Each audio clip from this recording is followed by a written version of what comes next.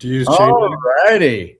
Hey, welcome to I Know a Guy Bicycles, hanging with a guy on a Shop Talk Tuesday special edition. We got some legends in the house, and I hope this live stream just keeps connected to everybody's internet. This is just going to be on fire. I mean, I'm just totally just giddy of happiness right now between these two individuals, and this is going to be nuts. So I want to do a formal introduction here to however you're looking at it. You see Mr. John Bradley in the hat there.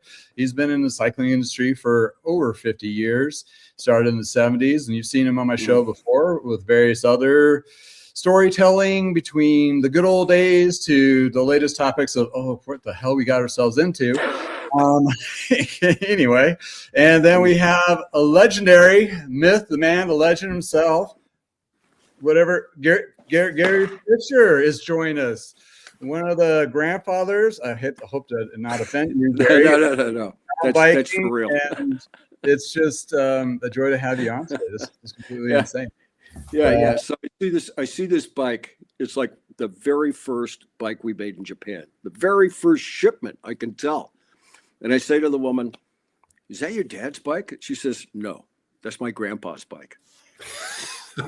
and it's like, okay, here's another one.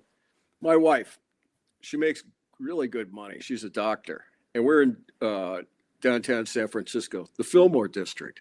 We're walking past the old Fillmore Auditorium. There's a whole bunch of kids lined up there. They're all dressed in a particular way, and we go and we're checking them out, and we start talking to these two girls, and I'm telling them about this time I took my cousin to see Jimi Hendrix, and she didn't make it up the stairs. She met some guy. They left. She missed the whole concert. And it came up on all this. And I'm telling this story, and this girl says to me, "Who's Jimi Hendrix?" I'm sorry, a bunch of old guys, time goes on. Yeah.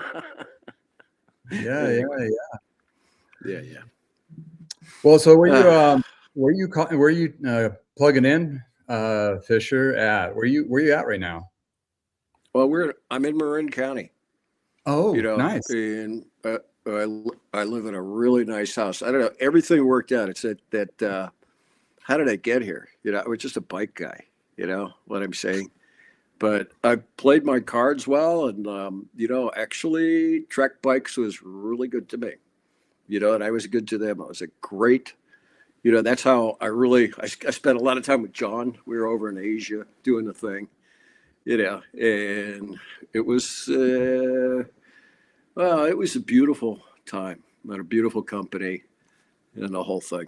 I won't, I got to say, the Trek guys, it's like they've gotten into a world of hurt simply because, to be honest, John Burke was a little too nice, unfortunately. It's like all these dealers would be coming to John, and I saw it. I was there. The average age would be 66. They'd say, "I'm underwater, man. I owe everybody money. My kids don't want the business. I can't sell this business. What am I going to do?" John would say, there, now. We'll take the business off your hands. We'll forgive your debt. And he actually paid off some of the other guys, his competitors, just to make the brick and mortar place, doable and everything. He really believed in it. And unfortunately, it was a time when brick and mortar, you take the great, the Walmarts of the world. They're taking their brick and mortar and they're turning half of it into an Amazon, right? Fulfillment and all that thing. They pivoted and all that. And well, my friends at Trek didn't exactly do that. They invested in this brick and mortar, and to be honest, a lot of their competitors that were still there, Specialized, Giant Canada, all these guys, when somebody owes you a lot of money, you pray they don't go out of business and they pay you off before, right? So I gotta say, I know these other guys. I know Mike at Specialized really well. I'm going down there on Thursday to get my kids going into the wind tunnel. Oh, cool. He's hardcore. Anyway, it's like those guys, the dealers were doing things in the old fashioned way and they weren't being nice to people. That's the key thing. And the guy here, I mean, I know where you were at, man. I have in-laws that live down the road from you in Castle Rock. Yeah. I know, it's great. It's a great place to ride a bike. I love the area, the whole thing, I love Colorado. I mean, what a fabulous place to ride a bike. Oh man. I like altitude. I live at sea level. You don't get to choose. Yeah. It's great, Yeah, it's beautiful this weekend. We had like negative temperatures, so it's a little chilly. Oh, yeah, I know. I mean, I'm saying that and all this, and it's sunny outside, and it's going to be 60 today. And it's not, and we're back into a drought situation here. It's really funny. We just had a whole bunch. We had the wettest December on record, and now we're back in our drought. Oh yeah, wow. There you go, man. Oh man, you're in Minneapolis right now? Yes, I am. You're in the zone. Yes, I am. Yeah. Yeah, it's amazing. I was thinking of coming back to Wheel and Sprockets event. Those guys, right? Yeah, but they're down in Wisconsin. We're up in Minnesota here. So. Oh, you're in Minnesota. You're further away. I'm sorry, Minneapolis. I'm mixing up. That's all right. I'm sorry. All that traveling. Still jet lagged from the right? Well, yeah, a little bit, but the Midwest is, things are the same there. The people, the attitude, it's very similar in the whole area. It's a really the nicest people, in the U.S., the most flexible in so many ways. They can figure it out, and humble and everything. The old remember the old Wayne's World when they're saying we're not worthy. Come on, guys, you are worthy. And that was like the bottom of my job at Trek was like, come on, stand up for, beat your own drum, be proud of who you are. What are you going to do? It was always a struggle marketing there, to say the least. But they allowed me to have a really great guy. It was Rick Valencente, and he's out of Chicago. He was, his house, and for 9 years. Good old Dick Moran, remember Dick?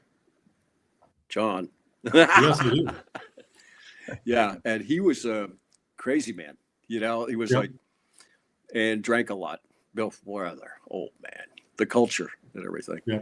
Yep. I know it's changed a lot, but they won't, they'll be around. They have a huge name, it'll be around. Yep. It's not going anywhere. Same with Specialized. They're not going anywhere. They won't be the same, but they're not going anywhere. Yeah, that was kind of the topic of today's podcast. The bike brands, right? And you're seeing news from Canyon laying off people, which is direct to consumer related. Then you're having a turmoil in where John is right now with QBP is in the mix of it, and Park Tools up there. And it's just like saw a release of and Bicycle Retailer that QBP and just like doing a call of action, like, just like not to bring this into the political stage and everything, but it's just an industry. I talked to the guys at Park Tool at Eurobike this year, and his big concern was my steel and aluminum doubled in price, and I don't know what's going to happen. It could come down, it could stay there. I don't know where to do my pricing. So that's where the whole industry's been right now. They don't know what. And I gotta say, I mean, the U.S. is amazing, resilient. You figure it out. The entrepreneurs and the smart minds in this country are just, the economy hasn't crashed. Some things have gotten freed up and changed around, but we'll see how it goes in the next 6 months. It's sort of crazy. They say they're not going to lower. They don't see lowering the interest rates anytime soon. It's my brother. My brother was in the business with me, in the beginning, and he I mean, we're white sheep, black sheep. Guess who was the black sheep? And he, I graduated from high school. He went to Stanford, electronics, mathematics. Then he worked at Tandem Computers as a hardware designer for 10 years. Then he went to Harvard and got an MBA. Then he came and worked for me. You know, and he lives down the street. I see him all the time, and it's like, what's going on? What are we doing? You know, because it's the old thing. It's you get all this, you get your financial assets. You're an old man. Now I become the guy that turns on the knobs and turns them off for the family. Oh boy, is that fun? Go see the Schwinn movie. Holy Toledo! I'm in that movie. That was an incredible production. They're going to have good old Lance be the announcer of it. You know, I don't know. You know, love him, hate him, whatever. That's going to draw in that movie. But that movie, holy mackerel. I didn't know anything about that family until I saw that. I saw all the rushes for it because I'm in it. And the 5 generations of leaders, you know, they don't, your kids, I got 6 kids. All of them are different. All of them. And to have a hit row of like 5 generations and, you know, and finally like, not do it right. Well, it's a great story. It's incredible. I just read that the No Hands book again last fall. Yeah, which the movie's based on. So well, that's only a small part of it. This gets into depth like you can't believe in the interviews. You know, with Richard Swin and all these guys are incredible. You know, you find out stuff you had. You know, we sit on the outside all this stuff, and we speculate a lot. And I'm telling you, man. Every company I've ever been on the inside of, I see all this outside speculation. A little bit of it is totally right on, and most of it is just wild. The different ideas and everything. It's like, no, I mean, you know, Trek's not going to disappear. They're like, yeah, they've had another round of layoffs, all this sort of thing. But no, it's going to be around, you know. But I don't know what's going to happen because you don't know who's going to take, you know, I don't know who's going to take it over. I don't, you know, John's kid, Richie, is not in a lineup. And the same with Mike Sinyard's kids. There's got 2 daughters that are in medical world, have no interest in the bike world. And Mike's son is not capable. He can't do it. You know, there's no way.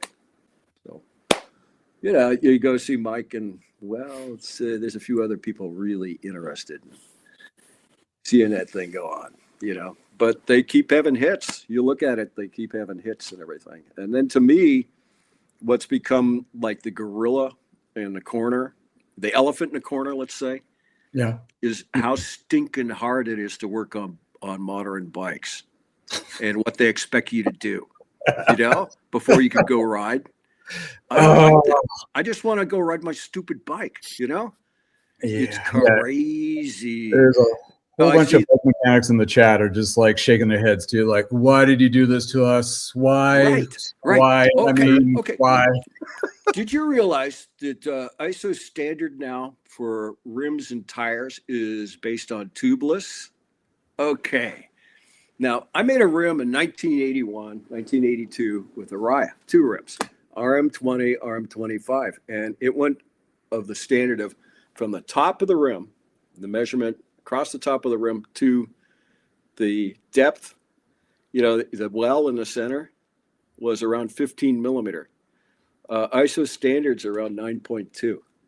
It's like if you got a rim strip that's slightly too thick or, you know, or anything, or it's like, it's warm here and cold there sort of thing. Oh man, it's like my kid, my 18-year-old, he works at Sunshine Bike Works in Fairfax. And he says there's only 2 guys in there that can put on every single tire, right? There's a bunch of good mechanics out there. That's crazy. And I see people walking, you know, with a flat tire. I see people, you know, getting an Uber or whatever with a stinking flat tire. Oh, I love tubeless, but man, you know, this stuff has gotten out of hand. It's too it's a time and a place difficult for it, right? Yeah. And okay. And then we get the TPU tube. And the TPU tube has been mostly where it's been the most popular is in a super light, you know, emergency repair kit for your tubeless setup. Ooh. The thing about TPU that's really cool is that stuff is totally recyclable. Butyl is not. Butyl starts to actually deteriorate after 2 years, no matter how you store it. It's not a good stuff. and then so people are starting to make TPU tubes now that instead of 0.2 millimeter wall thickness are 0.8 millimeter wall thickness, and they hold air really well. And one of the biggest leaker of air is actually the valve. So you need a good quality valve. I've been doing scouting stuff with my kids. I got the 7 and 11-year-old, and I call it scouting. They don't call it Boy Scouts anymore. I do bike night there. I did bike night. Okay, Keen, let's see you pump up this tire. Only 50% of the humans in that room could pump up the tire. Thank God for click system. I gotta say, because that everybody could use. And Schwalbe owns the rights in the EU. The guy who owns Clicks is a Californian. You want to do it? Fine, no problem. You want to do it elsewhere? No problem. The guys from Schwalbe are really reasonable too. They're really good people. I like them, So that's, that is coming. We're going to have that. We're going to have better designed rims. We're going to have the better tubes and the tire, and teach people about what a good quality tire is, because the tires are amazing. I mean, it always amazes me what tires will put up with, and the whole gravel bike, the whole thing. It was hilarious. My boy did his first gravel bike race yesterday or on Sunday, and he broke away with he was about 2/3. He's been doing 400-mile weeks. He's crazy. And he's, he was hammering everybody. He got out in front and took the wrong turn and did an extra 15 kilometers. He didn't want to turn his Garmin on because it makes too much noise. It embarrasses him. All the companies, Garmin, all these guys, of course, they wanted to default to all these noises on because they want everybody in the group ride to know you're running Garmin. Right. Wow. Yeah, that's all marketing, right? Crazy. It's like, it's really funny. I mean, he did his first road race. He got 3rd. It was the district championships, man. And he was complaining, they all attacked me. Oh shit. They all chased me down. I said, yeah, you're a newcomer. They knew you were coming and they mess with you. It's your first race. And then he rode the crit championships and he got 2nd. And same deal, man. They just like this one kid. The kid, I congratulated him. I saw the move. He went on the inside, 2 corners to go, and just got to the front, and that was it. It was really a good move. And I tell my kid the truth. Why you lost, who beat you. Tell the other kids. It was beautiful. It was like both those races. There are only 40 competitors, in his group. And that's enough to make a good race, but it's very safe compared to like these races, the UCI, the big, huge races, 175 riders, and they're all super fit. They're all going for the same hole shot. No. That's why I did mountain biking. I never could do the roadie thing. Right, even today, right. I can't do the pack thing. I just it horrifies me. To be that close right. What is the point, Oh, John here, he's the roadie of the 70s and the 80s. Yeah, I mean, we love that stuff. But it was different, in that. Well, the biggest difference. I spoke with God. I'm trying to think of his name. He was the head of USA Cycling. We had a private meeting. It was about there in the Springs, about 10 years ago, and he told me, his biggest competitor was Strava, and it is. You can go race anytime you want, and the biggest expense was road closures. And yeah, that's it, man. I mean, back in the day in the 60s, 70s, you might notify the cops. That's about it. But they didn't charge you and you didn't do a real closure. And it was not a big deal because there was only like 200 riders there total. And now that's impossible. You get 3,000 people show up. You got to spend some big bucks. I mean, that's what killed the Tour of California. And that's I love gravel, but why is gravel so popular? Because we got chased off the roads. It's, too scary. People drive like this, right? Yeah. A lot of people are training on gravel now too. I mean, they're just on the roads, and the it's just, it's not safe. Well, it's not a good thing, but it's really funny what's going on here. I mean, I live very close to San Francisco, very, very close. I got a view of the Golden Gate Bridge over here. I got the East Bay. I mean, I got views to kill for, Nice. And it's real nice, and it's really peaceful here. But the city, San Francisco, I got a friend that works for Waymo down the street. There's over 2,000 Waymos in the city. And those cars drive the speed limit. They never go over the speed limit. They don't do crazy stuff. The drivers that made driving in cities horrible were the Uber guys. Because the Uber guys, a lot of them would come from out of town. They couch surf for a couple of nights, and they make some good money in the city, whatever city that is, San Francisco, New York, LA, wherever.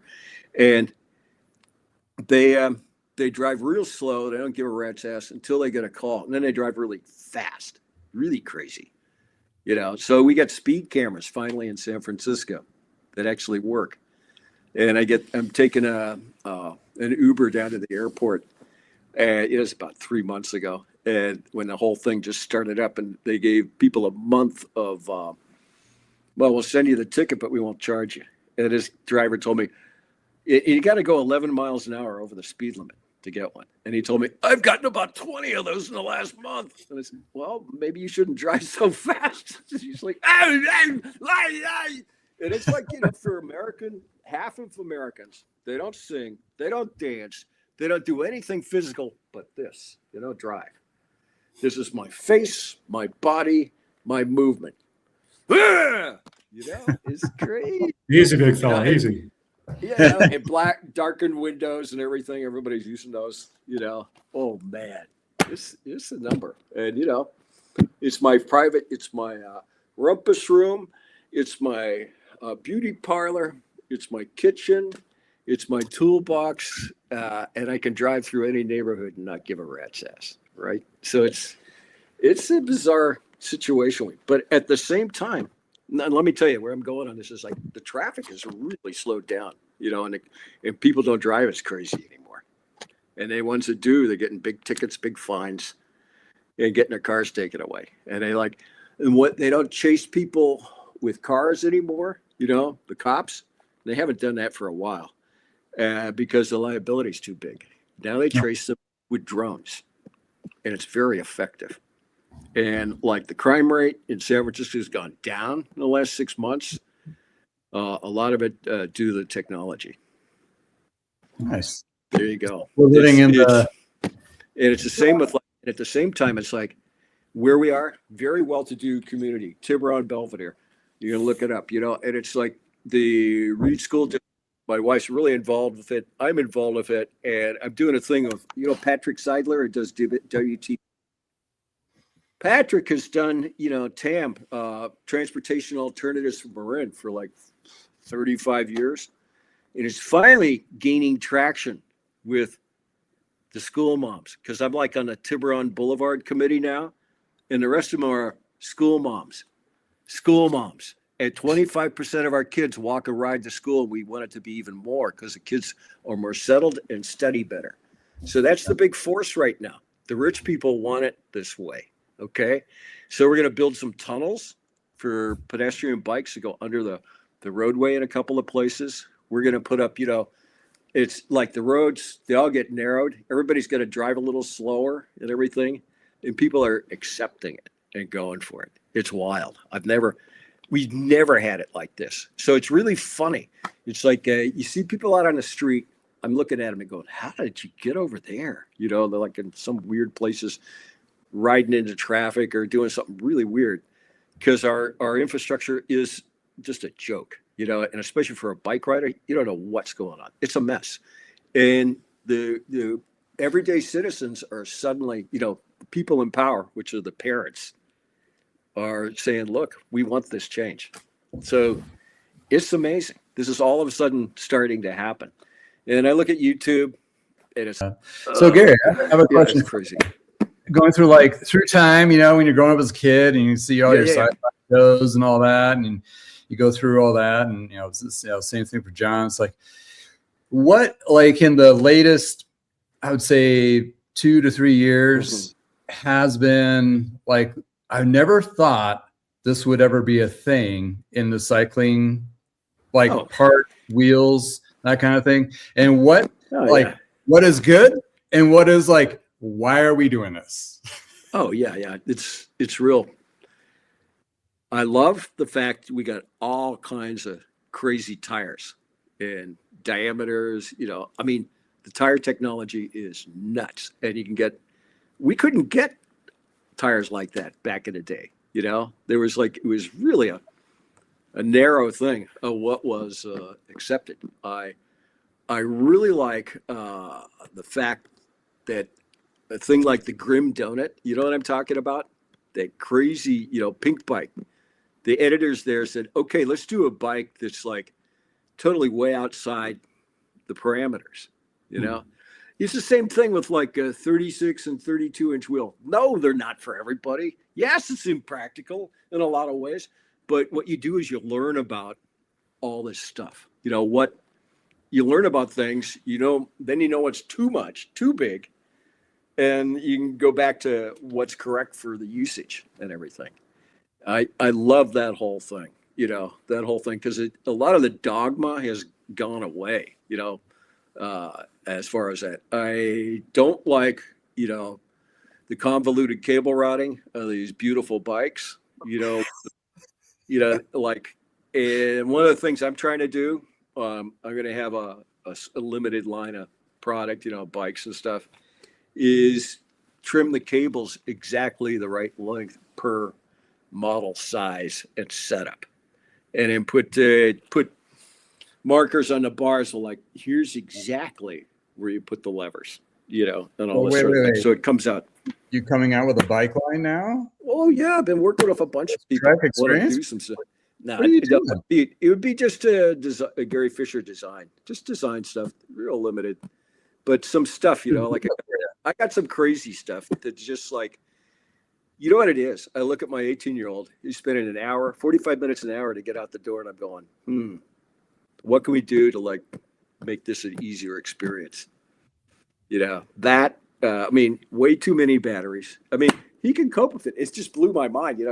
He gets on the line of this grasshopper race, the other couple of days ago, and like one of the batteries, and he goes, just plugs this one in, swaps this one, does that, boom, taken care of, boom, just like that, no problem. But for a lot of people, all that stuff is like, forget it.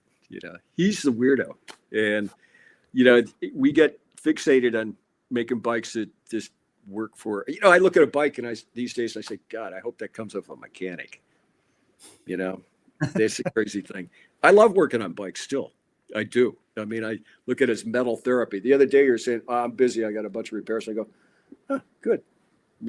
Keeps you sane. Yeah, I've been busy. Which is great. I'm not. Yeah. Awesome. No, I mean, things are changing, man. It's crazy. I mean, I looked at what was it? Around here, there's some guys that are opening up shops that are e-bike only shops that they say, we'll work on anything.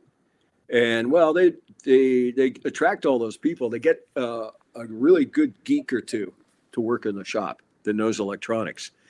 So they could tell the guy, well, this ain't worth it. This is all dead, or yeah, we'll fix it. Yet instead of like, oh, leave that battery. No, we don't work on those. No.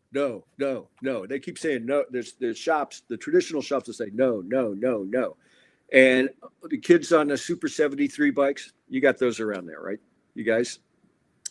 Yeah. Yeah. They look like little moto bikes and everything. Yeah, the throttle ones. Yeah. Okay, look at you pulling shade on it. But those kids are learning how to ride on two wheels, like it or not. And even more importantly, I talked to my chief of police around here. What about this? What about this? He says, look, man, if I start cracking down on these kids, the moms will have my neck, because every trip that kid takes is a trip the mom doesn't have to take in her SUV. And something that's not lost on Caltrans, on any of these other things. It's like the bicycle is actually becoming a piece of transportation, Oh, no, that can't be. It doesn't have a high enough saddle. How can you pedal on that thing? No, the saddle's low because I got my friend on the back and I don't want to dump my friend, you bozo. You know what I mean? Go and live a moment in that other guy's shoes, will you please? And I say that about everything, you know? Well, with the e-bike thing, I It's think not it's mostly about education. Like, you need to educate the kids not to go too fast, and just like the safety things of it. Where I watched the podcast this morning from NBDA about the latest news, and they kind of touched upon like it starts at the bike shop. The bike shop needs to educate the individual that's riding these, like the throttle and the speeds and so forth. All safety. And I mean, one Yahoo here that blows like way beyond the speed. It doesn't wear a helmet. And I know one day I'm just going to see him piled up around a tree, like, it's like or hurt somebody, worst case. But, I see there's a very positive thing, transportation. Yeah. We all know bikes for us are not toys. They're mental health relief. They're physical. It's I'm at the pawn shop in Sanderfeld. They sell all the different brands, and the place is like almost empty. And the guy, and I asked him, the sales guy there, well, why don't you sell Super 73? And he just goes, those brakes are no good. Well, the month before I'd been at the Taipei show, I see one of my ex-Trek guys. I'm working for Super 73. You going to fix the brakes? I said, damn straight. It's a materials issue. You can buy really cheap crap that looks like the real thing. And people in the States can't tell the difference. I mean, it's like we have the cheapest bikes made on earth here. They're, and how do you make a really super cheap bike? You make it with all mild steel.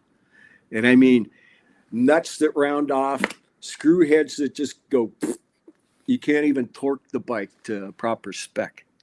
You better ride that thing gently because it's not going to hold up. It's landfill out of a box, my friend, and it's like the bike industry has failed in that we don't require Amazon and these guys to say, this is a bike like object, this is a replica bike.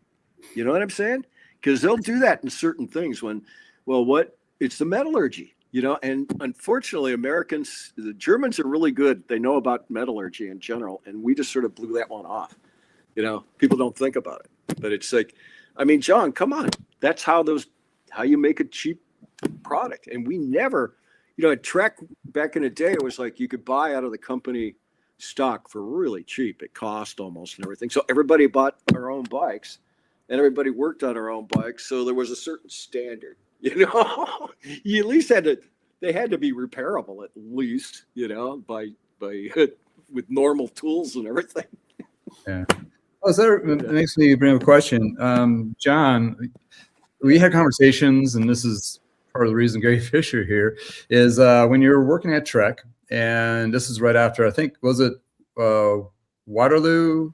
They built up the second facility in Wisconsin to produce bikes. Whitewater, that's right. And you flew over to Taiwan I'm not sure what your initial business trip was, but you came across this bike line that was underdeserved. That could have been something that's scouted out. How about you?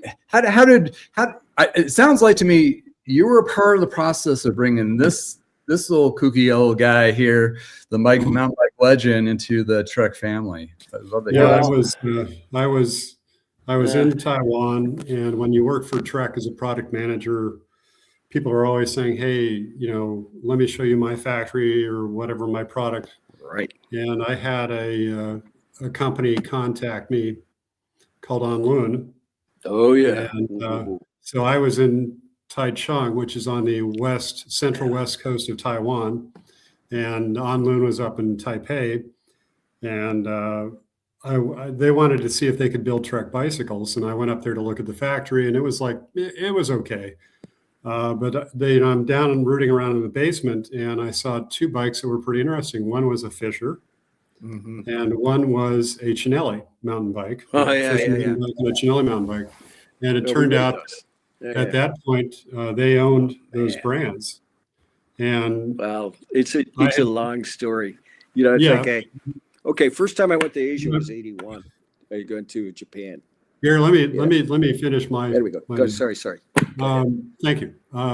So one of the things when I was at Trek, we were always trying to look at how to build more bicycles, because the more bikes you build in the factory, you can lower your costs, your overhead, or you can spread the overhead out over more bicycles. Oh, man, yeah.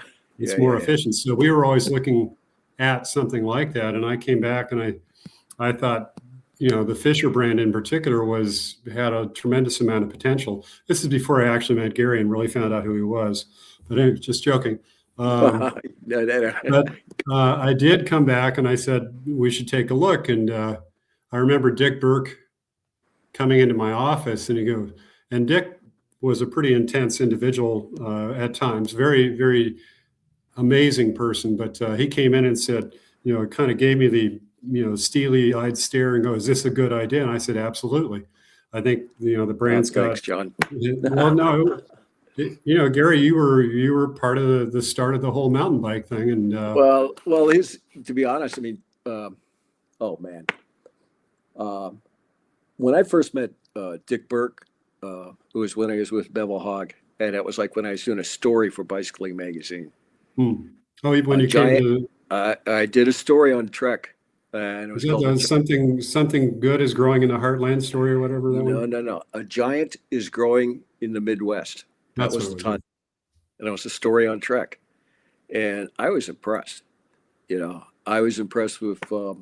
I was impressed, and then it's like, you haven't read my book, man. But it's about like how I got involved with and Lynn. They wanted to buy the company, and they offered me a huge amount of money. My brother checked it out and said, "I don't trust these guys. I should have trusted my brother, because they use this as a cash cow.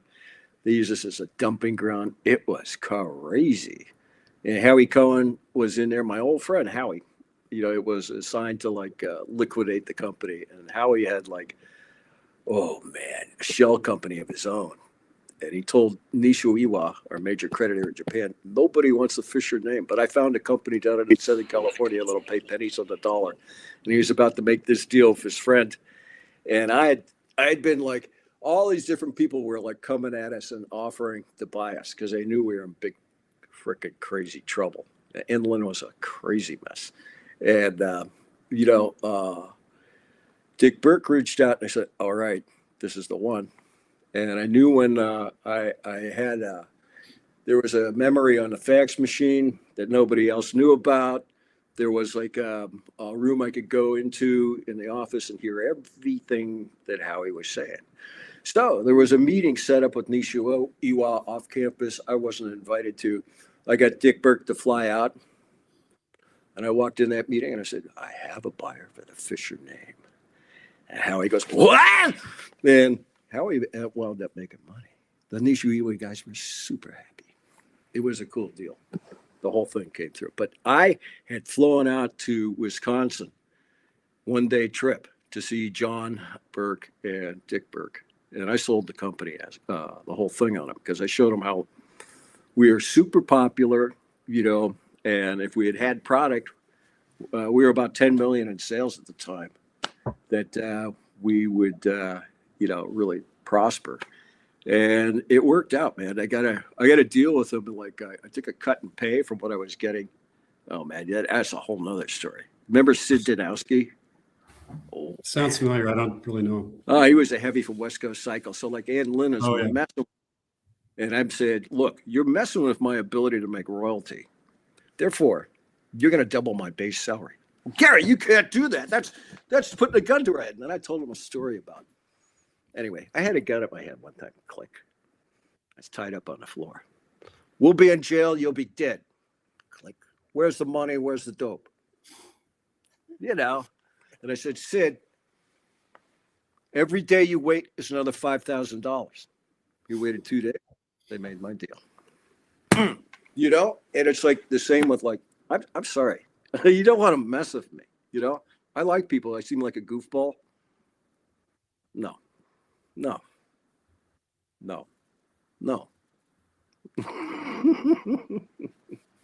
Anyway, so no, I mean, there was a bit to it.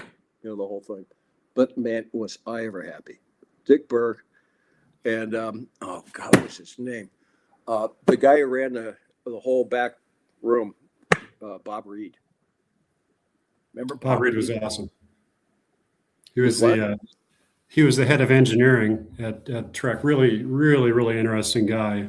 Good guy. Good guy, Good- man. We're just like Gary- that, like that. It was great. do you know he didn't have an engineering degree? Neither do I. I know, but he ran our engineering department though, and He was I think great. he had a degree in English, is what he had. But Yeah, he was man. one of my favorite people at Trek. I'd love to just go up into his office and you could talk to him about anything. He Yep. was, Well, he passed in an auto wreck in the wintertime. yeah, he did. Yeah. That was It was that was sad. one of my worst days at Trek, I think. And I Yep. remember one of my fellow employees came in and said, he'd been killed, and Oh I man. mean, nothing happened that day at Trek. It was a Yeah. dark day. Anyway, Right. I'm glad I got to know him, and he was Yeah. actually, he was about one of a big part of the heart and soul of Trek from the Yep. get-go. So Yeah. yeah, No, it was. I have some really great memories there. And you and Harry Spahar. What a good time. that was Yeah. yeah. It was interesting. Jerks being thrown here. And What? John's like, oh, No, we It was Harry was great. It was great. it was It was it something. was interesting traveling in Taiwan with Gary because we'd go around and people thought, I don't know if they still do, Gary, but they thought you were a demigod, I believe. Oh, Mr. Fisher, what's next? What's going to happen next? Gary knows all, sees all, saws all. It just was. I know. I'm wrong all the time. It was hilarious, but No, I make it it, was- but it's like a 29er thing. Okay. People have been doing that size wheel for, ages before me. It never caught on, No, and it's like my old friend, Wes Williams. He's a great guy. I love Wes. But man, I remember Chris DiStefano. He was working for Shimano as press guy, and he calls me up and says, "Gary, you got a real problem." He said, "Your guy Wes he hammers on the press so hard that they slam down the phone." He was such a guy. But shit, I went to the UCI and got it legalized. I sat in the offices with Hein Verbugen. And then I went to the technical committee and I got it allowed. Okay. And that wasn't a small deal. Everybody told me I couldn't do that. I did it. Nobody else did that. And that's what made that thing happen. So is that reason for the popularity of 29 becoming actually industry standard? It was you win races. That's one thing. Okay. But how is a bike really proved? I'll tell you how it's really proven. And it's sort of crawling on its belly. It takes time. You go out and you ride with your friends. It gets to be a pecking order. Who's the fastest, who's the slowest, and where you sort of sit in there. If you got a new bike and you move up that pecking order, everybody points at the bike. It's his bike. He's got a new bike. Look at that. The 29er won that one a lot of time. If you got a bike that's slowing you down, you tell everybody this bike is crap. Right? That's like the true test through and through of a bike. Does it really work? Am I happy with it? This is a pain in the caboodie. What? And the 29er won there. That was but that took like 10 years. It was crazy. We first brought that bike out and there would be 48 26-inch wheel bikes in the shop and 2 29ers. There's an orphan. I'm not going with an orphan. There's a few early adopters, but not many. It's hard, and that's like I'm working on a 32-inch wheel bike. Okay, what thing no good for? Hard to get up your stairs, hard to store in your house. Man, it doesn't fit in a small elevator. It doesn't fit in a car. It doesn't fit here or there. It doesn't fit people so well, right? All those things. No, you don't have to ride that stupid thing. Where will it do well? The extreme stuff. It's amazing in sand. It's amazing in soft mud, freshly plowed fields, big rocks, lots of them. The people that ride them, they go faster, especially when it's gravity fed and stuff. So it's another play toy. It's not going to drive this whole industry. No way. I think what's going to change this industry is getting back to making bikes that are much more user serviceable, and that aren't such a complication and such a hassle to ride, and yet be beautiful and be, light and relatively light and all that. That's going to do it. I see an insurgent of like bringing steel back, like Oh, yeah. steel, titanium, like even in your neck of the woods, Gary. Like there's Yeah. Steiner bikes. They're actually expanding. They make titanium cable as well. So Yeah. No, I agree. and that's for the States, but there's several others abroad, like Fairlight. We'd featured that before on my channel from England. I think if you have $5,000 or $6,000 in your pocket and you don't want to be riding everything that everybody else is riding, you want something more unique, and you're not really compromising too much in weight and the performance factor. You just like, you got the uniqueness. And I have a good customer that just bought a number 22. From the East, that's a cool New York. Those guys, I saw that thing. That thing's incredible. Those guys are, I think but the two things with steel that are really good, really good, better than when we had it, is like we worked with Swedge and Dyes. Okay, man, I did tubing with Ishiwata and Tonge Prestige. I did that first before the other guy, the R guy, and it's really funny. Columbus. I learned a lot about that. Now you use hydroforming. Oh man, you can push that tube. You can push it anywhere you want. You can put the metal exactly where you want it. Okay, there are three things. You got that. You've got air hardening tubing. Oh, back in the day, it was so easy to cook the tubing.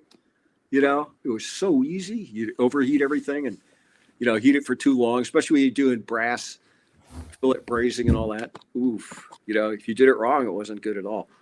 And then the third thing is computer simulation. Holy mackerel. We can get in there and find out exactly, we made a frame, one of the last full Fisher bikes at Trek was a road bike, and it was asymmetrical. And that was like, oh no, you don't do that normally, but it totally worked. And taking up all the negative space with positivity, making this thing really big because it's carbon and you can make it really big and all that, and it's not super weighty. That's a cool thing. But the steel tubing is going through that. So actually a lot of these frames you're talking about now, made in Taiwan, are made by Hank Batonge. Hank's Taiwanese. Hank tells me that the Japanese wouldn't tell him all the secrets. Those guys stick together. Ooh, crazy. I'm just saying, just to my experience. All these smaller brands. I know John's partial to Fairlight. He's seen that and sniffed it out pretty good. Fisher, that's a nice bike. Steel Realm. What do you see that's up and coming that you should look for as like the smaller niche brands? Well, like you said, steel, that's coming back, and aluminum to some degree, and the small makers that make things that are nice. It's like Bitchin' Bikes is here, and they just make stuff that looks cool. Really cool. Surly's doing a lot of good things with steel too. Well, they've done for ages, Right. And that was like, they were like one of the very first to like, hey, screw it. We're just going to make a bike that works for us. It's not the lightest. It's not the fastest. We don't care about that. What's the point? I don't get you, So I got two in my stand, which is ironically with this conversation. The two Surleys? Nope. I got a Rivendell. Oh, right Nice. on. Yeah. A Rodini, the Rodini model of it. That's a newer one. And on the flip side there is a old school Waterford. Oh, cool. man. Nice. And Nice. I'm thinking, since it has the Ultegra, not Ultegra, it's the Shimano 600 headset, it has to be like early 90s, I'm assuming. Yeah. It looks very similar to the Trek 520, kind of. Yeah, that's a good headset, the Shimano 600. Oh, yeah. That was like the bearing system, first ones like the cartridge style Right. that worked well. But yeah. You know what you used to do in the old days with the ball bearings, the loose balls, to make something super long lasting, you would mic the bearings. You take a micrometer, you take a couple of hundred bearings, and you go through and you make maybe 3 different piles of really, these ones are the most identical. You try to get your set, and you use loose balls, because instead of 18 balls like in a 1-inch headset, you get 22 points of contact. So it makes everything last longer. It's funny. It's like, and you talk to Matt from Enduro about bearings and the whole thing. Oh man, you find out it's all about the purity of the materials. It's another materials thing, And that's Hey, Gary, did you hear that Cinelli is bringing back a limited run of the Corsa? Oh yeah. Beautiful. Oh yeah. I saw the Cinelli guy, the guy who owns Cinelli now. I worked with Antonio, and Antonio was, man, he made some really cool stuff, but like, It's Antonio Colombo is who he's talking about. So that's right where Columbus tubing comes from, was from the Colombo family. Well, he's like the second or third generation, I think. Third, I think. Third, right. And the company, they did bicycle tubing, but they were more famous for furniture, and they did all that classic, tubing style furniture with the cane seats and everything. Classic, I heard a funny story about Colombo. You remember he was an art collector? Oh yeah. I think he had a lot of Keith Haring stuff and He things does. around. Somebody who worked there was telling me that one of the things he collected was some funny little thing of the 7 dwarves, like the Disney cartoon 7 dwarves. Oh, that. And yeah. they were in apparently in the courtyard at Columbus's headquarters in Milan, and there was a certain order they should be in, and these employees would mess with Colombo because they would, at night they'd go out there and change up the order of the dwarves, and they'd be waiting and they'd see Colombo look out there and it's like, the order of the dwarves had changed. It's pretty funny. Anyway, sorry. Yeah, I know. People. Little bike weirdness there, but. No, I met the guy from the new guy who owns Columbus and everything at the show last year, and he says, "I got to do a project with you. I got to do a project." I don't know what I'm going to do. Then I thought of it. I should send it to you, AI version of Super 73 by Cinelli. Yeah, and you like it because it's like I did like it's more like be a rapper's bike or something, like that whole style. From like when the rappers are all doing Louis Vuitton and all that sort of thing. It's just another mix up, a play thing. It's a gimmick. But I don't know. It's hard. It's really hard, to do that right and everything. You got to have all the. It's really hard. I mean, all the top end World Cup, like the top bikes. This is so alike, the margin of difference are so small between all. One of the things that kind of drives me into that realm. One of the things whenever I read like a steel frame or bike review, and I always go to pluses and minuses, and the steel bikes, they almost always say it's not as light as carbon or whatever, and I'm going talk about.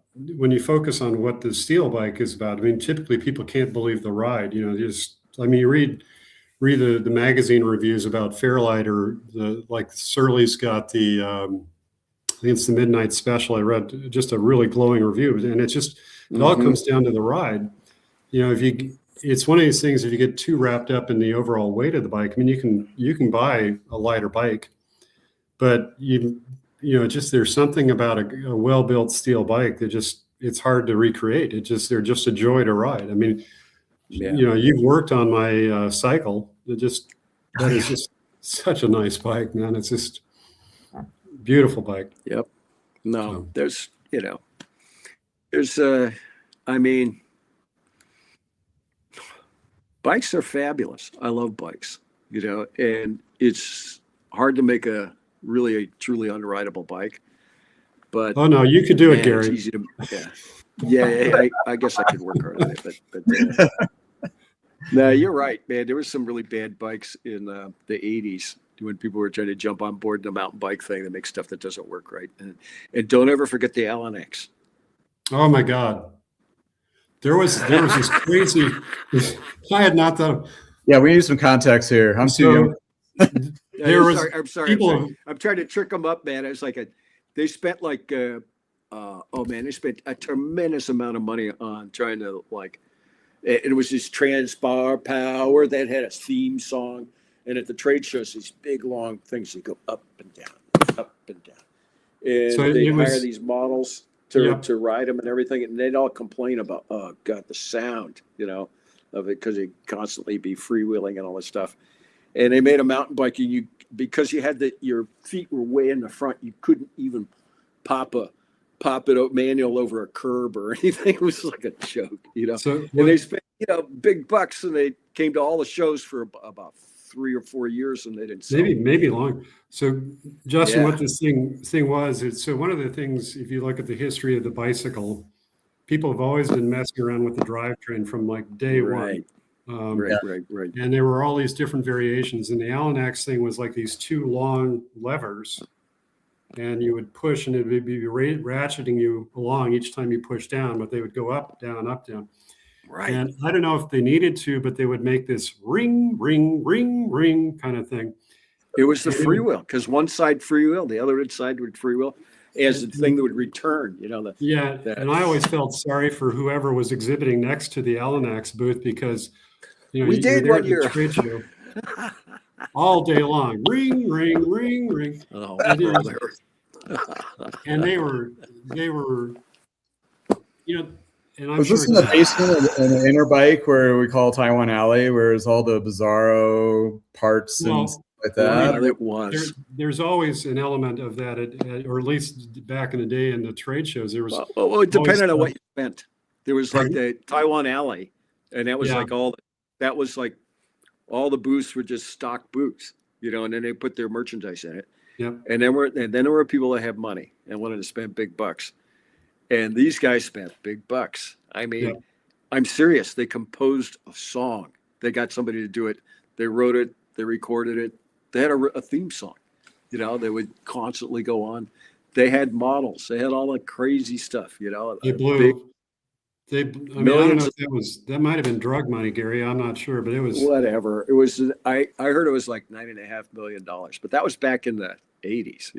Way back. Do you remember? Then. So it's do a you lot remember of money. the drivetrain? It was the company It was Sit Rise Go was another one. Do you remember that one? That guy he was tiny, but he was around for a long time. Go ahead. Yeah. There was this one transmission. I'm trying to remember. It was a company that it was famous for gas pumps. The kind that you fill up your car, but they came out with this transmission, and there were like these individual sets of teeth that would go up and down on you twist the twist strip type of thing, and it would it was one cog, but it would get smaller or larger depending on which direction you were pulling the lever. Huffy used them for a while. Oh, what was it? Oh man, it was a guy. I remember it was a guy out of Reno, and seeing it there, and then I did remember Tiger Martin? Somebody in the chat said maybe Sinclair, or is that a? No, it was the actual gas pump manufacturer. Wow. Oh, come on. Anyway, I just remember I did. I smelled the smoke from over here.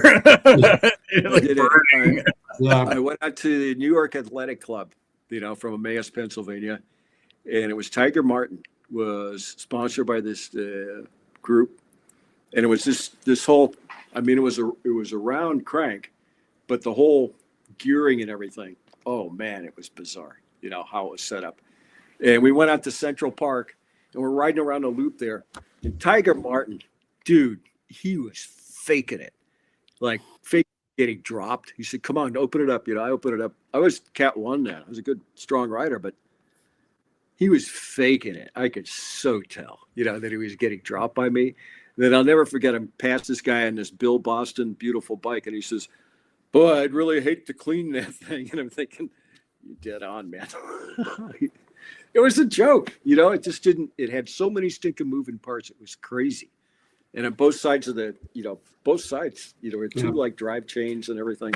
I think there's something about the bicycle that just lends a lot of inventors to come in. And a lot of times it's somebody who doesn't have a decent appreciation of, bicycle riding, but they just go, that's an accessible technology. I can do something. Right. Well, it's like, okay, here's another one that comes up, and that's like the hubless wheel.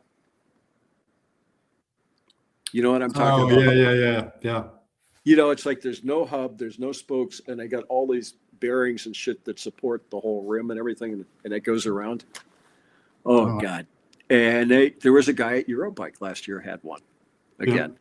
The company saying, "Oh, this is going to do it," and I know, and that whole thing, it just doesn't work. It's really hard to build that thing. You get some real problems with it, and so like every few years, somebody will come up with that one again because it looks cool. It really looks cool. It really looks different. That's cool.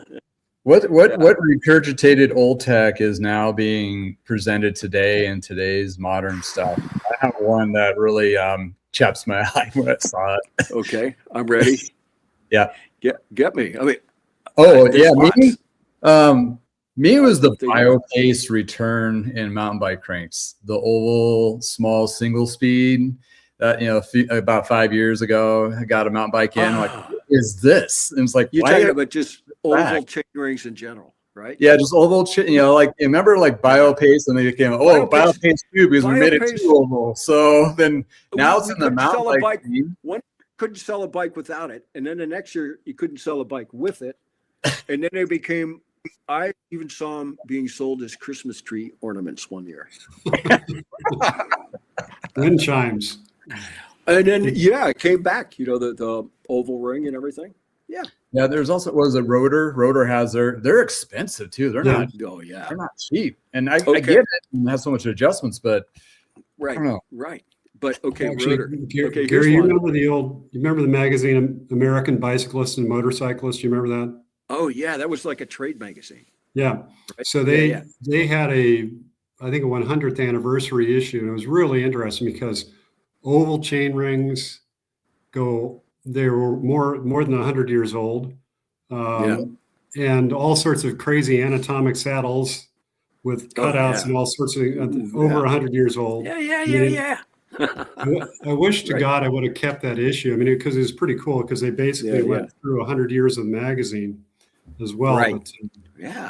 But, there's probably it's amazing. Around somewhere. That's like I brought in for a while these books from Japan called what's it called? I'm trying to think, but it was all these Rabor from the 20s. Oh, Daniel Rabor, yeah, all these illustrations, and you realize, man, they've done everything. The data book, that was the name of it. I brought in 120 of them. I sold every last one, and then I couldn't get any more. So I finally got a copy of one again, but it was like amazing how many things you saw in there that had been done before. Now let's go back to Rotor, because you talk about weirdo setups and drivetrains. Oh, yeah. Rotor had one. Do you remember they had this one where the crank would actually come forward? There's a whole cam system inside of it. And the cranks over the top, it'd come really quick over the top. And it would come down slowly. And the next crank would come up over the top really quick. The thing weighed a lot, at least a kilo more. It was, you take the chain off and everything, spin the crank, and it'd go thug, thug, thug. It had resistance. And you know what? I never wanted to take it off my bike. I'd never get dropped on the climbs. It blew my mind. I mean, I went, and where it blew my mind the most was I took my hardtail out to Moab and I cleaned everything on Slick Rock easily. It blew my mind, And so I will say, there are certain, I think there are improvements possible. At least I had one there. It blew my. But you know, like everybody else in product at that time, it was like about 10 years ago, and I go, "Oh yeah, Gary, sure enough, yeah, man, yeah, okay." I gave one of the guys a crank, try this. He never even tried it. You know, it's like but I still get that crank sitting around. I felt like I don't know. You know, it's like I was impressed with that thing because it's like Slick Rock. I was like be able to do all this stuff I couldn't do. Okay, you don't ride Slick Rock every day, but that's the other thing. I wouldn't get dropped on it. It was amazing, you know, and it was heavy, had resistance that I wouldn't get dropped. Okay, I didn't investigate it further, you know, but it's still stuff that I think will blow our minds. It's like I am in agreement with the whole short crank revolution. I think that's a good idea. And you know, why did we use long cranks in the beginning? Is because we couldn't get low gears, man. When I started the company called Mountain Bikes in 1979, the biggest cog you could get was like I think a 28, you know, on the back. Suntour made one. That was it, you know. And I imported a Hiray Duopar derailleurs, you know, which shift, but man, those things were delicate, but they were expensive. It was a joke. Yeah. I went on a ride. Shimano took me. I was in Sakai City, the Shimano, and they had their brand new group, the XT group, their very first group. We went on our very first ride, and I hit a rock with my rear derailleur, and a little bastard just broke right off, and they had a fit. Hey, that's unusual. I don't hit rocks all the time with my derailleur. The derailleur broke, sheared right off. And it's just a story. It had nothing to do. But I worked with those guys. You know, 81, I started going to Japan. And I went, you know, first time I went, I spent like about 3 weeks. Second time I spent 6 weeks, you know. Wow. And it was myself that went during that time. Mike Sinyard was going there. Randy Ross, you know, John Kirkpatrick from Ross, and Ben Lowy from Univega.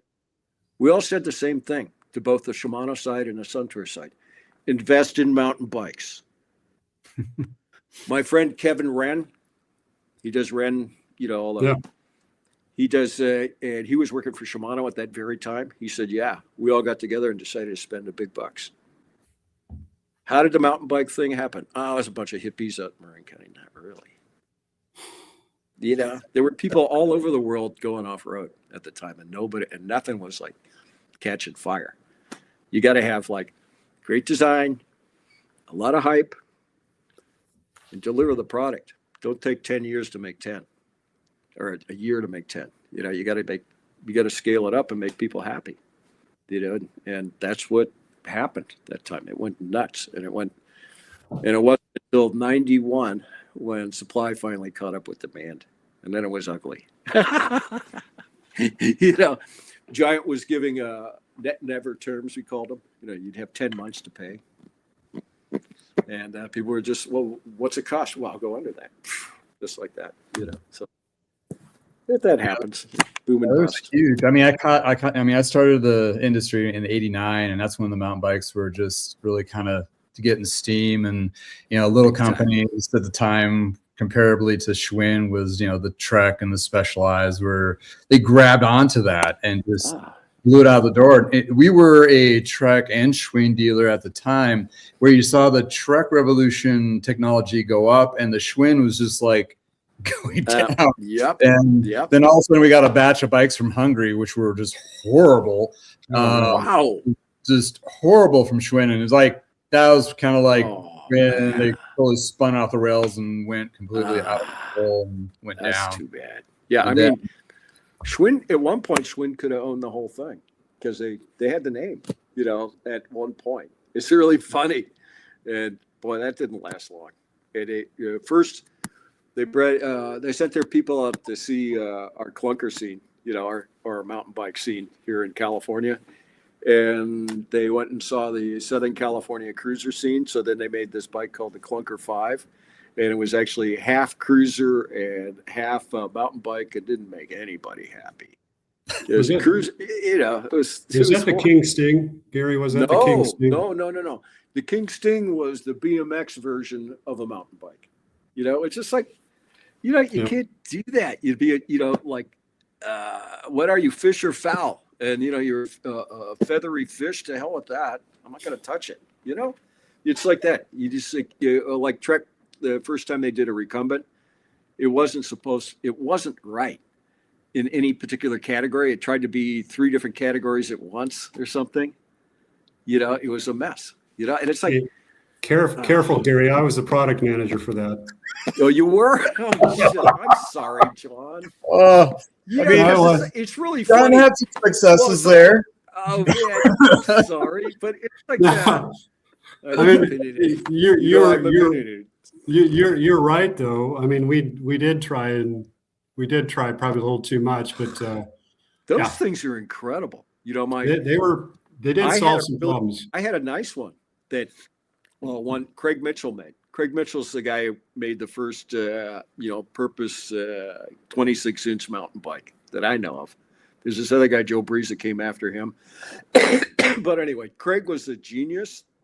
He was an instructor at College of Marin in the metal shop. He worked at Sunshine Bike Works too. Ed Christensen, the owner of Sunshine, was a saint. He gave us a lot of rope to play around with, you know.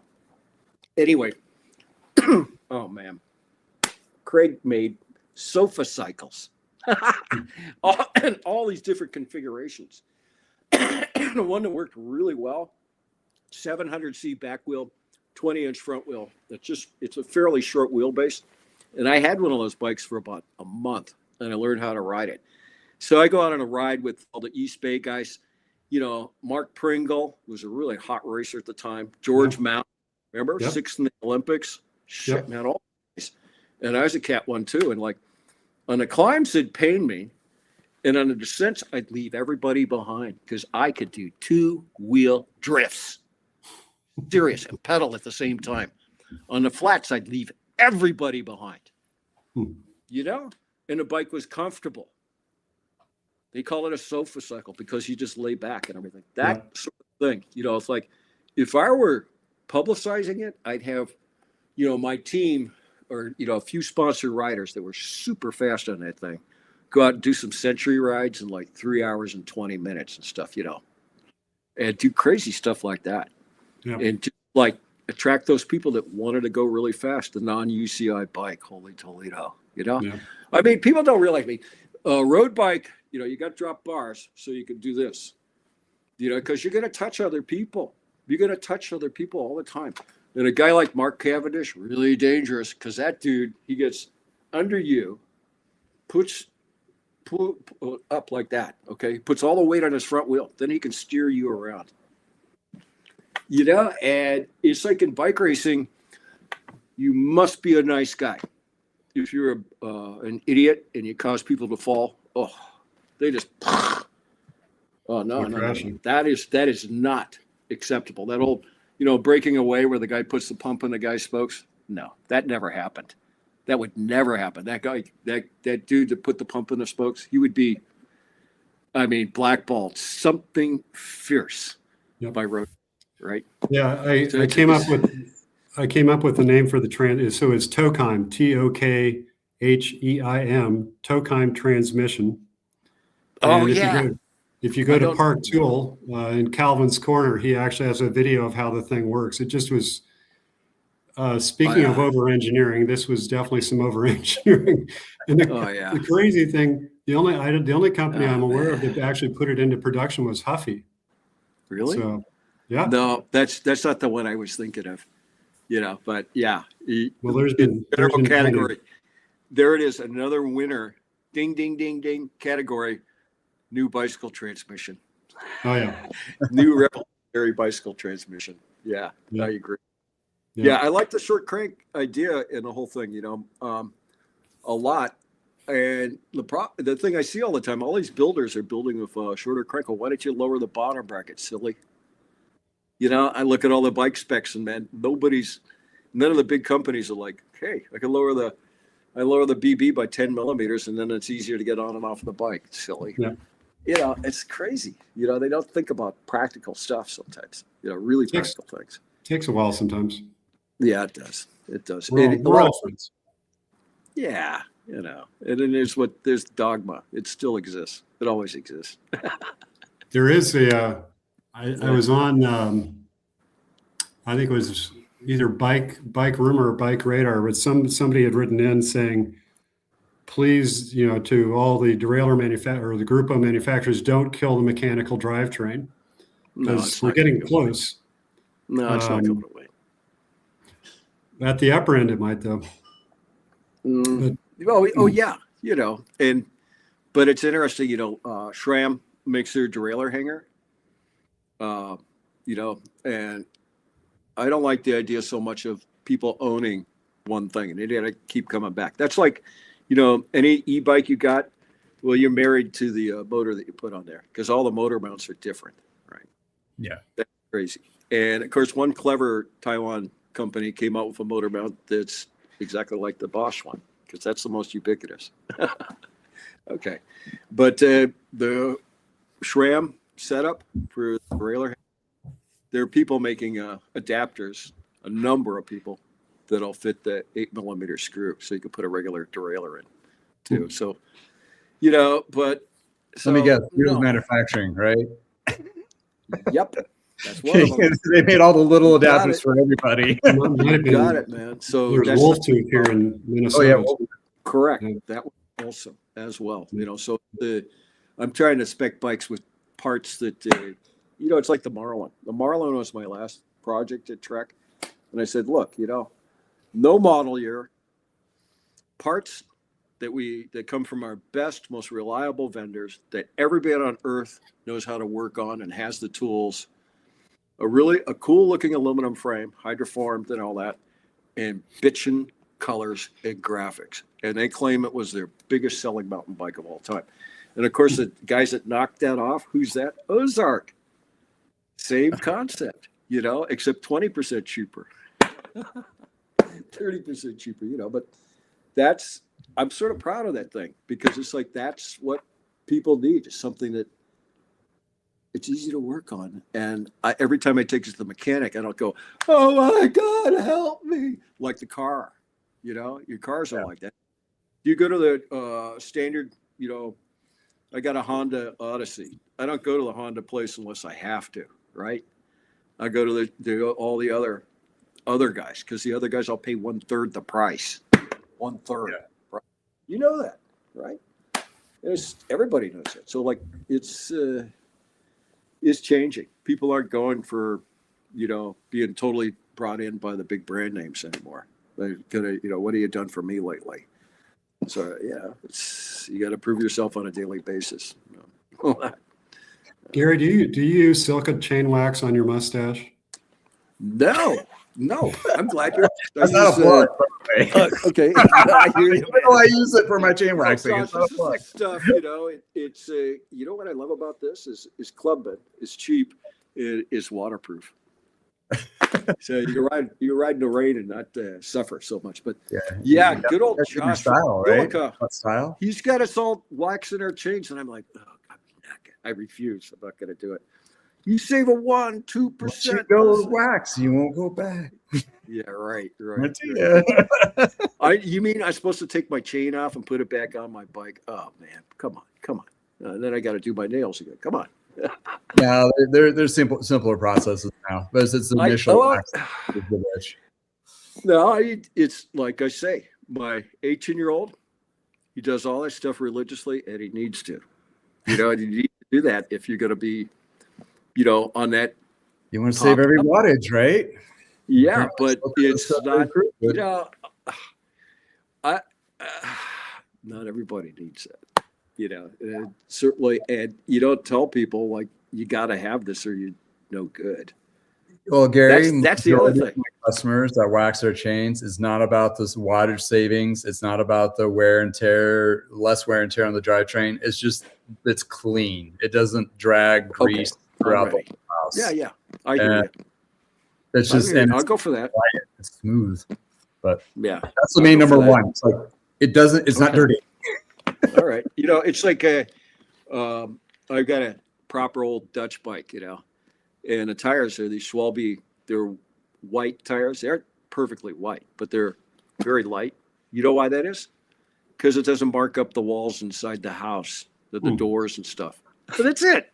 Total practical reason. It's not better or worse traction or anything. It's just practical reasons. Exactly what you're talking about. Don't drop the grease. Don't get that grease on my carpet or whatever. It's like don't get the Cat 4 mark, Gary. Remember that? Oh yeah.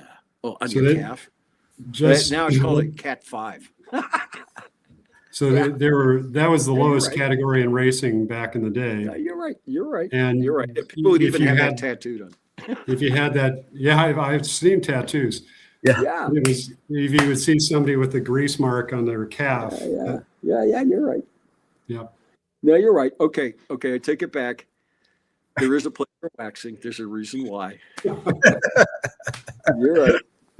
Okay. But, I just think we got too far. Yeah, go ahead. No, I was never mind. Never mind. Oh, come on. It must There's nothing.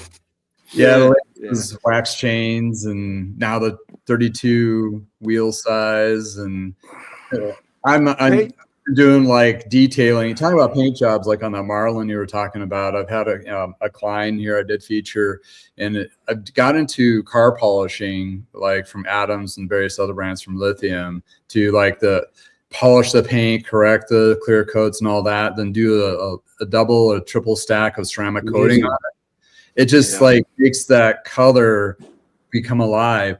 And I'm just, I know there's a fit into the cycling kind of labor department portion of this, but because in the auto industry, you have just car detailers and that's all they do.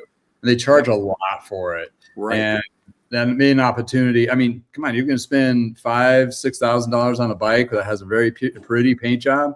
You want to do everything possible to make that just pop. But we'll see if it comes to any fruition. A couple of companies have been trying to dabble in that in the industry already, like Muck Off, and I think Silka has something, but I don't think it's like formulated to the level of what the auto industry is done with some of those other brands out there. So we'll see. Well, that's my future prediction. I'm sort of like railing against, what a hassle it is and all that stuff. However, I will say at least a third of bike riders love doing it. I love polishing the bike, making it look super nice. And I have nothing against it. I don't tell my 18-year-old he's an idiot. And he does work on the bike and polish it. Oh, the good old magic eraser. Remember, we had at Trek, we had a flat finish on Madone and that. And the only way you could clean that thing was using magic eraser. The problem was that you could rub all the paint off of the bike too. That's the issue. yeah, a bit of one. But I like a good-looking bike. Gosh, come on. That makes everybody happy. But I was on a ride in Fort Collins a year or two ago, and this guy rolled up on a Trek. And Gary, you remember the Pinarellos, like the one that Graywall won the Olympics on in 1980? Oh yeah, just that. It's a beautiful bike with all the pantograph. But it was red, yellow, white, and turquoise. I think were in this fade sort of combo. And the Trek is they had one that looked a lot like that old Pinarello. I was telling the guys, I said, go Google Alexei Graywall, Olympic gold medal winner, and you'll see that color. It was pretty cool. Yeah. That was in fact, that was the team. I was on that team for a short while. So. Wow. Man, he was a good racer. I think he's in Loveland, Justin. I don't know if you're aware. Oh, really? Last I heard, I think it was something like a carpenter or something like that. But right. No, I knew his dad. He used to sell bikes to his dad. Yep. John Jeet. Was it John Jeet? Yep. John Jeet. Yeah. He was a good rider too. I rode with him. I think one of my last races was Delta to Bisbee, and I wound up with him. Just he and I sprinting for 6th place in the final crit. I got 6th overall. Wow. Greg LeMond won. Yeah, Bostic, my roommate, got 2nd, you know. Bostic was your roommate? Yeah, for 4 years it was great. It was the most disciplined. And you know who I ran into at this grasshopper race with Kurt Stockton, who rode with Bostic on 10-speed drive.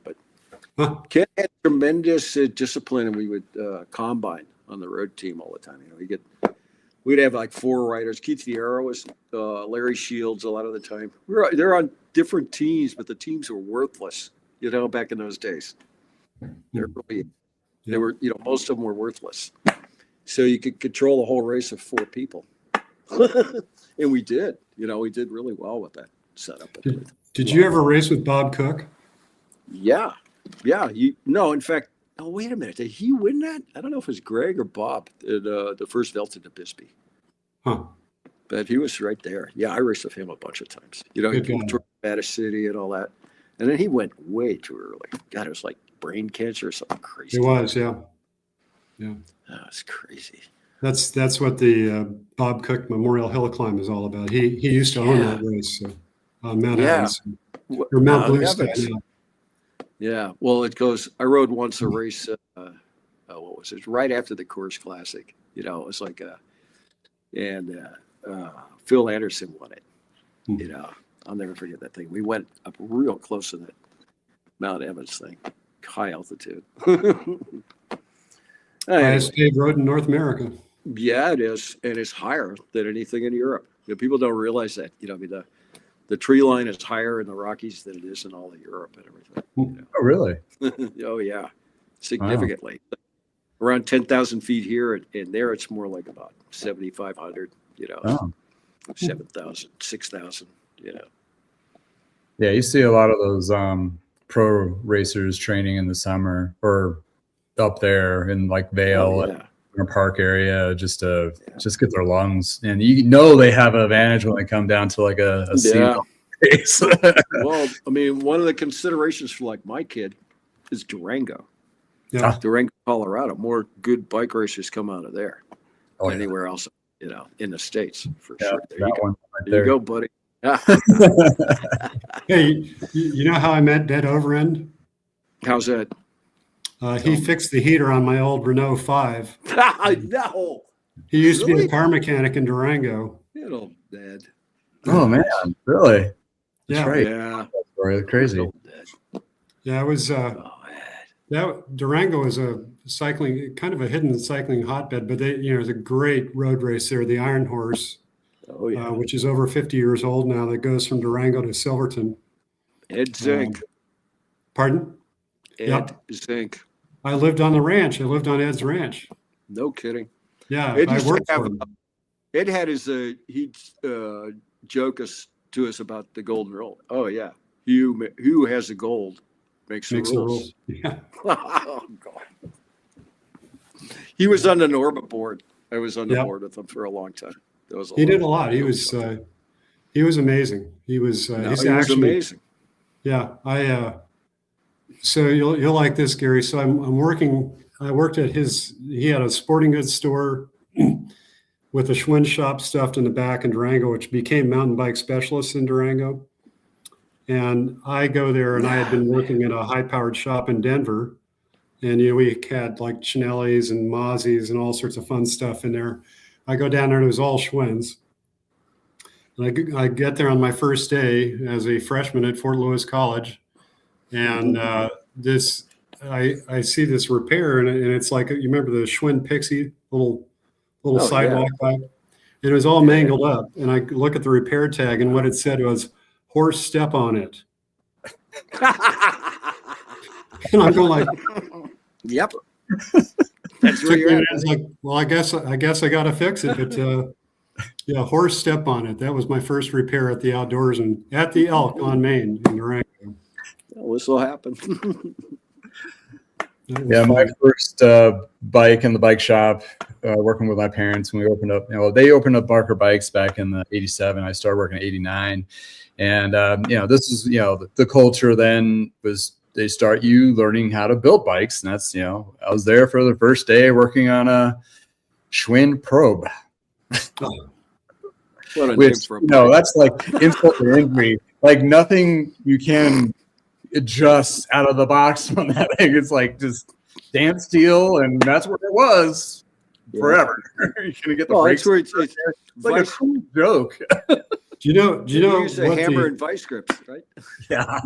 you know what the this is a true story. You're not going to believe it. So you know what the women's version of that was called? Oh yeah. No. The Allure. Oh man. So yeah, Oh, strobe and Stop. allure. Stop. And yeah, this is, you can see where Schwinn was.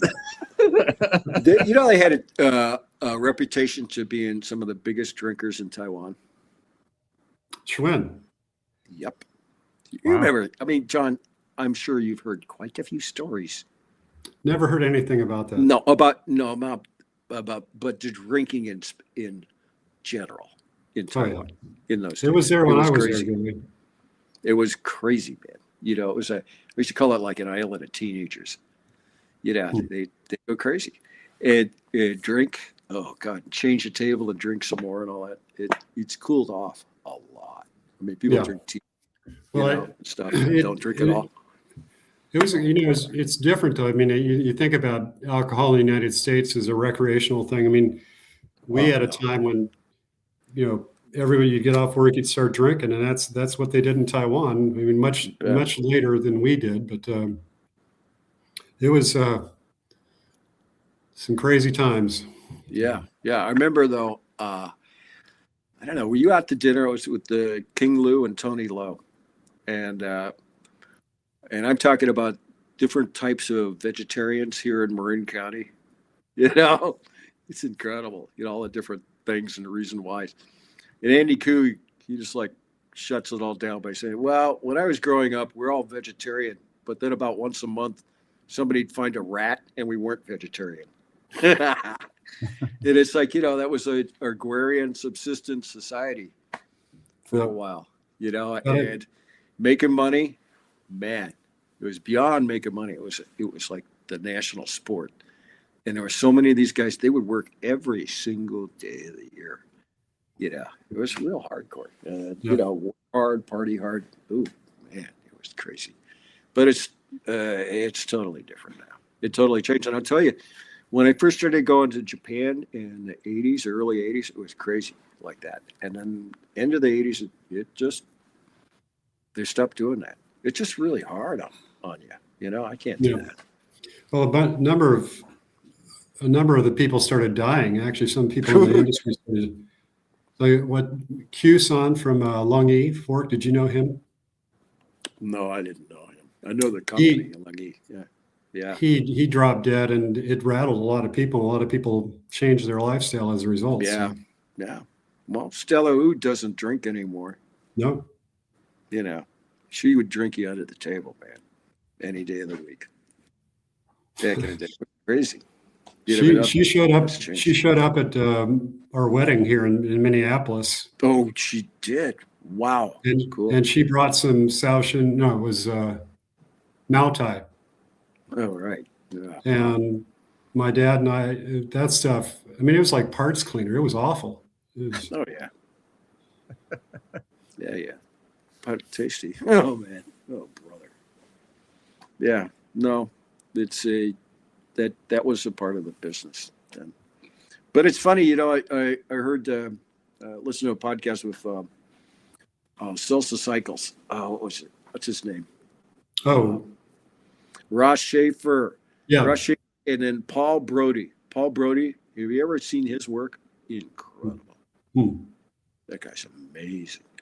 Some of the bikes and motorcycles he's made is incredible.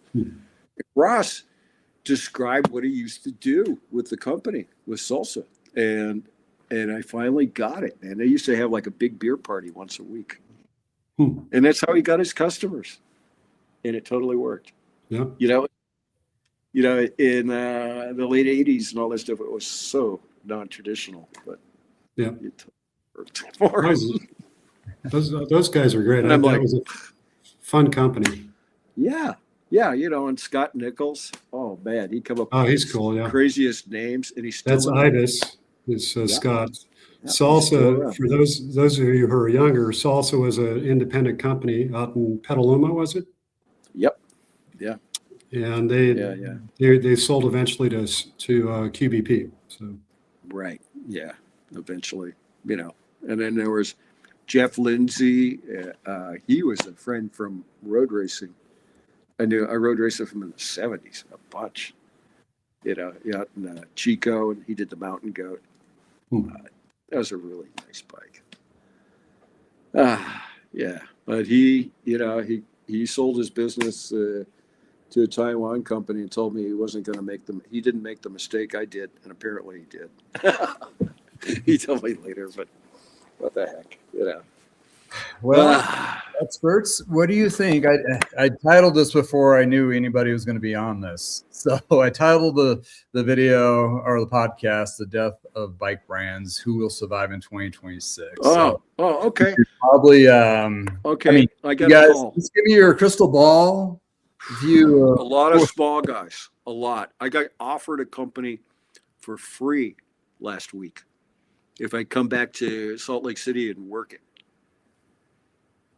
That's like, it was a small company, that had a really cool designs and really cool, mountain bikes and stuff. And it's like, no, I'm not, I can't do that. I can't do that right now. I'm honest, yeah, it's crazy. So I don't think any of the big ones, especially, no way, they're going to come back. They're too big. I saw some little blurb about the Excel Group, and that is Batavus, LaPierre, a lot of different things, but they're apparently in dire straits right now financially. Well, yeah. I mean, it's like GT. They don't sell the product. They want to preserve the name in a way.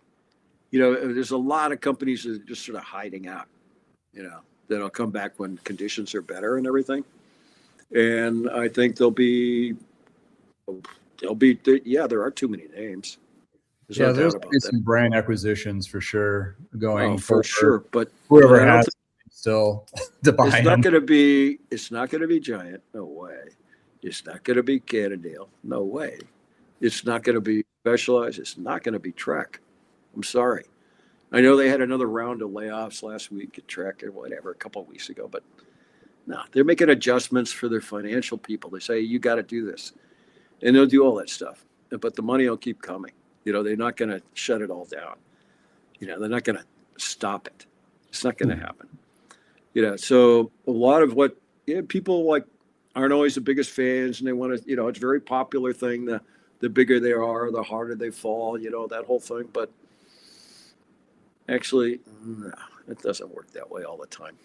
I think a lot of them from the mistakes of Schwinn and other non-bike brands like, Sports Authority was one of those huge, went down, and also like Blockbusters, another huge one. I mean, any of these companies, that's recent enough that they actually can go, oh, the playbook, let's not do this, let's protect, or they'll end up selling or what have you. I mean, Pond Holdings, they own like 50 different brands, and there's how many other players are out there in the lurks that still have some running capital to just pick up a few and make it a go for it. Who knows? But well, it's like capital is not coming to the bike world so much. I mean, I've been working with the battery guys, doing a bike with Morel, and man, they got some money for robotics just recently, but it's not a lot. But like, everybody was turning up their nose the last 3 years at anything that said bike on it. Just the last 2 years, especially. That's just not happening right now. It's a really tough sell. So, yeah, there'll be a lot of brands that just sort of disappear, and be mid-sized, small. There'll be a bunch of small brands that come up, that appear. And there'll be, things will come back, but it's going to take another 2 or 3 years, I think, for things to stabilize it. It's crazy. It like I'm telling you, there's a bunch of new shops here in the Bay Area, Southern California, and they're e-bike shops, and they go in and they get they run it a totally different way, and they say yes all the time. We can tell you about that. We can sell that to you if you're right age. They follow the rules, and they tell you what the rules are. You're responsible to keep up with them, but they rent the cheapest places. They don't fancy them up. Super low overhead right now. you know, and then they buy. What do they buy? You're buying used bikes now, right? Yeah. That makes sense. They buy closeouts. You better believe there's going to be some tremendous bargains this next year or two. You know that, right? Yeah. Tremendous bargains. People want to cash out. And so that's, if you were a hustler, I don't know if you're the guy to be a hustler. I don't think you are. I'm too nice. You're too nice in a way, but if you were a hustler, that's what you do is you, okay, who's having problems? Let's call them up and make them a deal. You know, I'll take all of these bikes, but here's my price. You know, those guys are going to have deals and they're going to make profit. Yeah, the hustlers, they will be around next few years. So it's interesting. And then, so what you're seeing at the independent bike dealer level, you're seeing a huge shift to focus on service, because that's what was the win of 2025 is service. And used is the other diamond in the rough for the bike shops, because I think NBDA said there's like 2 or 8% bike shop, local independent bike shops are doing used, and that's a huge market which they can leverage and take advantage of and supplement that loss of bike sales in a sense, because a lot of shops, I mean, even the best shops, service wise, there's about 10% of their actual overall income. And I mean, service is not going to carry completely, but they need for the traditional size bike shop. No way. You know, you can't afford all those square feet. You can't afford to stock all those bikes, and you especially can't afford to stock all those bikes when you have no idea what the price is going to be. I mean, because, you know, I mean, you got to remember back in the, 10, 15 years ago, when we used to value our dealers like crazy, before you'd lower your price, and then you give your dealers all a rebate. They don't do that anymore. They stopped doing that. And then, you know, the points are awful. You know, you can't run a business like that. That's crazy. And people, you know, what's the definition of insanity, right? Yeah. You know what it is, right? Yeah. Expecting everything, you do things in the same way. Well, they want to order a big stock of bikes like the good old days. Well, no, oh man, I don't know when that is coming back like that. But you look at shift would be in the like Trek and Specialized and Giant. What's their big shift going to be? Because in the bike shops, it's service and used. What are they going to do? Or there's not customers direct to consumer. Well, that's like I said, they're not going to disappear, but they might be a different size. They might be a different thing. You know, they're not going to be what they were. I mean, Trek really thought that it'd be a good move to have all this brick and mortar. And one of the reasons why, I mean, I know it's very addictive, was that you'd push all the other guys out of town. And you say, oh, they lost all their best dealers. Well, the reality is that they're already online like crazy. And I don't know, you know, that there's good websites and then there are better websites, and then there are websites that drive you to the better websites, you know, because they're such a pain. And I don't know, you know, Walmart, their website has gotten super good. You know, they say Amazon's eating their lunch. Well, we're going to eat some more. We're going to take back some lunch from Amazon. That's what they're doing. You know, they're taking their brick and mortar square foot, half is going to fulfillment. Yeah. You know, the old premise with a place like Walmart, a place like the big bike shops was like, they had it all down there. Well, now I can go online. I can find a lot more, a ton, so much you can't believe it. In fact, it's nuts. You know, there's all these brands you never heard of, you know, and you got that whole thing popping up too. The Chinese are finally saying, well, we don't want to be beholden to a big brand like a Trek, a Specialized, any of these guys. We're going to make our own brand. So they are, you know, and what's to stop them, right? There's just a big change. It's like now this has nothing to do with Prince so much as I just remember when Purple Rain came out in Japan about that time. The Japanese went from, man, they would do perfect copies of everything, you know, perfect. Like we were going to a country western place in Osaka and in Kobe, and like 5 bands that get up, man. And I lived with a band called New Riders of the Purple Sage, country western psychedelic band. for a few years, I know a lot about country western music, man. And like these guys nailed it. It was perfect. It wasn't creative. And then right about that time, like, Prince, Purple Rain, it's like the Japanese all of a sudden started to become creative in their streetwear, their clothing, and they were doing manga and all this crazy stuff. And you think about how much it drives everything. It's nuts. I mean, this year in Halloween here, the number one costume was K-pop costume. Oh. And same with you too, right? Yep. K-pop, You know? and also the number 6'7", which I no understand what that is. Well, But they that's why it was so popular, because all of a sudden old geezers don't get it. Maybe. You kids don't change. They want to play tricks on us. Yeah. That is true. Justin, I was thinking back to the who will survive. I think Yeah. about the only guarantee that I can think of is just this volatility right now. Yeah. And I don't know that anybody's really safe. I think there could be some surprises of who survives and who doesn't. There probably will be some acquisitions. I think there's going to be definitely some consolidation. The other thing I think with the e-bikes, there's a lot of new money coming in. The e-bike sales have been pretty good, and maybe some of them will start to buy some of the regular conventional bicycle companies. Who knows? But A weird flip. yeah, it's Although just a. I wouldn't say that. Although I don't think any of the e-bike companies are really thriving. The one that's doing the best right now is Super 73. At least they can pay their bills, but they're not.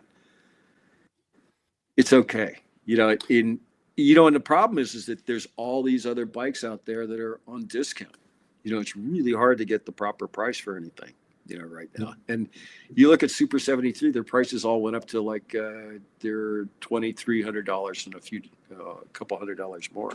For a long time there, they were like, just like giving them away cheap, and they were garbage. The parts are garbage. You can buy garbage parts. You pay less. They look the same, but they don't work. Yeah. Metallurgy. Yeah, interesting times. I don't think I've ever seen anything like this before. So anyway, here we are. I'll just be renting. I got bikes to work on, so just keep. No. I mean, you're solid, man. I mean, that's doing a lot of good for people. I mean, you're the guy. You can look at a bike and go like, that one's junk. This one is repairable. This one's worth investing your time and energy into. Right? Yeah. That's a huge part of it. Oh, yeah. It blows. You go online and look at what's for sale and go like, oh, junk, total junk. Oh no, you can't buy that. That's rusted out. That's like.